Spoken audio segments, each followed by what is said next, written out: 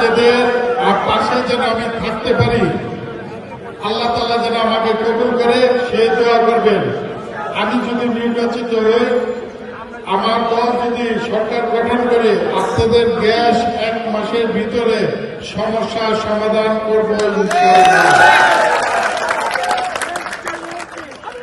কারণ এটা জাতীয় সমস্যা, কথা বোঝার চেষ্টা করবেন, এটা জাতীয় সমস্যা।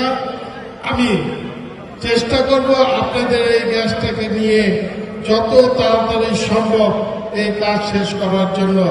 আমি চেষ্টার কোনো ত্রুটি রাখবো না না না না। আগে মা বোনরা খুশি থাকলে আমরা খুশি।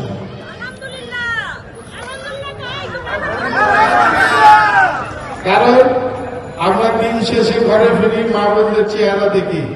যদি মা বোনদের চেহারা যদি দেখি বেজার হয়ে আছে, রান্না করতে পারিনি, তখন অনেক কষ্ট লাগে।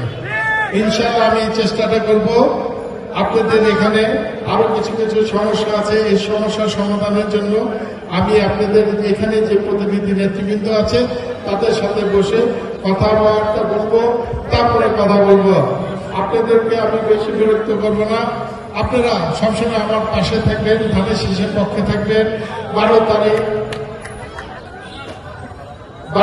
নির্বাচনের দিন এবং ভোটের দিন, 12 তারিখ সারাদিন ধানের শীষে ভোট দিন। আপনারা আমাকে ভোট দিয়ে জয়যুক্ত করবেন। আপনাদের মূল্যবান ভোটটা যদি ইনশাআল্লাহ আপনারা দেন, আমি পবিত্র জায়গায় যেতে পারবো, পবিত্র সংসদ ভবনে বসে আমি কথা বলতে পারবো।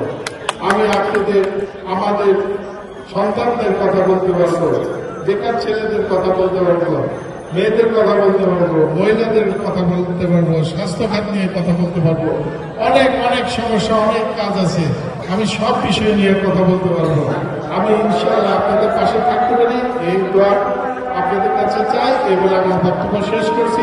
আসসালামু আলাইকুম।